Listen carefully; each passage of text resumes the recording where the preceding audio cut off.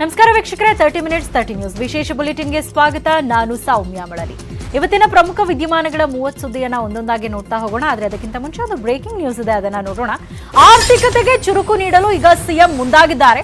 Silicon ಸಿಟಿಯಲ್ಲಿ night life ಶುರುವಾಗಲಿದೆ. 24/7 ರಾಜಧಾನಿ Bengaluru open ಆಗಿರಲಿದೆ. ಬೆಂಗಳೂರಲ್ಲಿ ರಾತ್ರಿ ಹೊತ್ತು ಊಟ ತಿಂಡಿ ಸಿಗಲಿದೆ.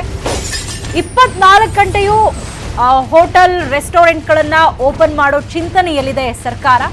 ರಾತ್ರಿ ಹೊತ್ತು ಕೂಡ ಊಟ ತಿಂಡಿ ಸಿಗಲಿದೆ. ಹೊಸ ಆದೇಶವನ್ನ ಈಗ ಕರ್ನಾಟಕ ಸರ್ಕಾರ ಹೊರಡಿಸಿರುವಂತದ್ದು. ಇನ್ಮುಂದೆ ರಾತ್ರಿ ಪೂರ್ತಿ ಹೋಟೆಲ್ಗಳು ಓಪನ್ ಇರಲಿದೆ.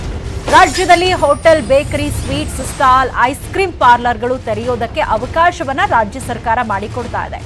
24/7 ತೆರೆಯೋದಕ್ಕೆ ಸರ್ಕಾರ ಇದೀಗ ಅವಕಾಶವನ್ನ ಮಾಡಿಕೊಡ್ತಾ ಇರುವಂತದ್ದು. ಇನ್ನು ಹೋಟೆಲ್ಗಳ ಸಂಘ ಕೂಡ ಸರ್ಕಾರದ ಈ ಆದೇಶವನ್ನ ಸ್ವಾಗತ ಮಾಡಿವೆ.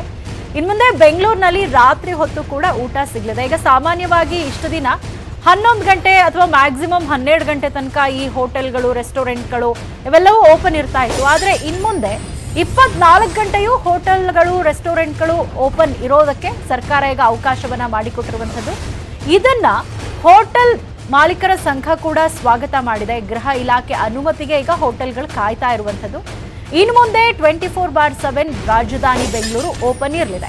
ಈಗ 24/7 ಕೆಲಸ ಮಾಡೋರು ಇದ್ದಾರೆ ಬೆಂಗಳೂರಿನಲ್ಲಿ. ಸಾಕಷ್ಟು IT ಕಂಪನಿಗಳಿರಬಹುದು ಅಥವಾ ಬೇರೆ ಬೇರೆ ಕಂಪನಿಗಳಲ್ಲಿ ರಾತ್ರಿ ಶಿಫ್ಟ್ಗಳನ್ನ ಮಾಡಿಸಲಾಗುತ್ತೆ. ಸೊ ಇಂತಹ ಸಂದರ್ಭದಲ್ಲೂ ಕೂಡ ಈಗ ಜನ ನೈಟ್ ಔಟ್ ಹೋಗ್ತಾರೆ.